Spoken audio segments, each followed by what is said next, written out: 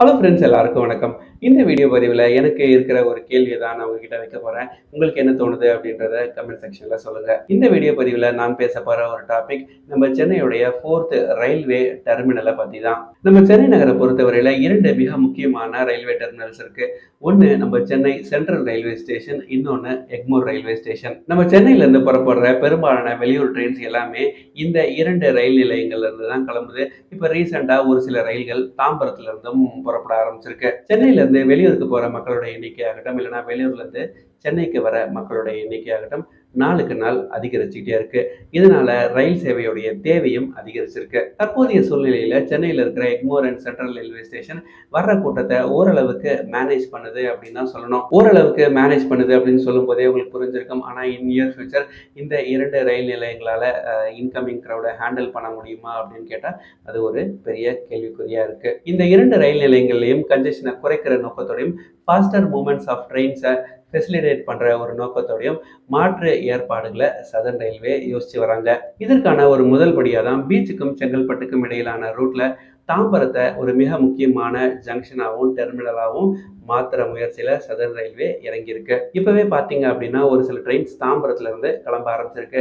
In future நிறைய வண்டிகள் தாம்பரத்துல இருந்து புறப்படும் அப்படின்றதுல எந்த ஒரு சந்தேகமும் இல்லை. அதே மாதிரி சென்ட்ரல் ரயில்வே ஸ்டேஷனுக்கும் அரக்கோணம் இடையிலான இந்த ரூட்ல பாத்தீங்க அப்படின்னா இன்னொரு ஹப் ஒன்று தேவைப்படுது. இப்ப இந்த ரூட்ல தாம்பரம் மாதிரியே ஒரு ரயில்வே ஸ்டேஷனை உருவாக்கணும் அப்படின்னா அது எந்த ரயில்வே ஸ்டேஷனை அந்த மாதிரி உருவாக்குனா கரெக்டா இருக்கும் அப்படின்றது தான் நான் இந்த வீடியோவின் வழியா முன்வைக்கிற ஒரு கேள்வி. கொஞ்ச நாளுக்கு முன்னாடி சதர்ன் ரயில்வே என்ன அனௌன்ஸ் பண்ணியிருந்தாங்கன்னா வில்லிவாக்கத்தை சென்னையுடைய 4th டெர்மினலா அனௌன்ஸ் பண்ணியிருந்தாங்க.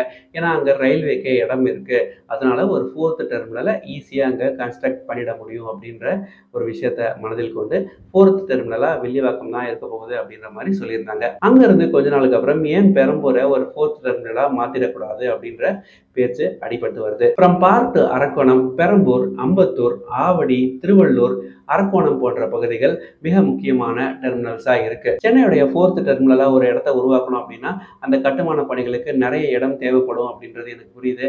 ஆனா எனக்கு இருக்கிற ஒரே ஒரு விஷயம், பெரம்பூர் மாதிரியான பகுதிகள் ஆல்ரெடி ரொம்பவே கன்ஜஸ்டடான ஒரு லொகேஷன். அந்த மாதிரியான ஒரு இடத்துல ஒரு 4th டெர்மினல் வச்சா அது எப்படிப்பட்ட ஒரு விஷயமா இருக்கும் அப்படின்றத சொல்லுங்க. வில்லிவாக்கம் ஒரு பெட்டர் சாய்ஸா இருக்குமா அப்படின்றத கமெண்ட்ல தெரிவிங்க.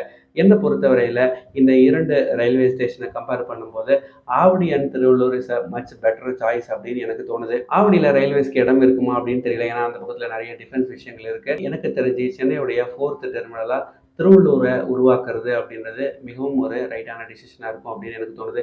இது என்னுடைய பர்சனல் ஒப்பீனியன் தான். உங்களுக்கு என்ன தோணுது அப்படின்றத நீங்க கமெண்ட் செக்ஷன்ல சொல்லுங்க. கன்ஜெஷன், ஃபீஸபிலிட்டி, லேண்ட் அவைலபிலிட்டி போன்ற பல்வேறு விஷயங்களை மனதில் கொண்டு தான் கவர்மெண்ட் டிசிஷன் எடுப்பாங்க. இவங்க எடுக்கிற டிசிஷன் கரெக்டா இருக்கும் அப்படின்னு நம்புவோம். இதே மாதிரி சேனல்ல இருந்து தகவல்களுக்கு மறக்காம நம்ம சேனலை சப்ஸ்கிரைப் பண்ணி வச்சுக்கோங்க. நன்றி, வணக்கம்.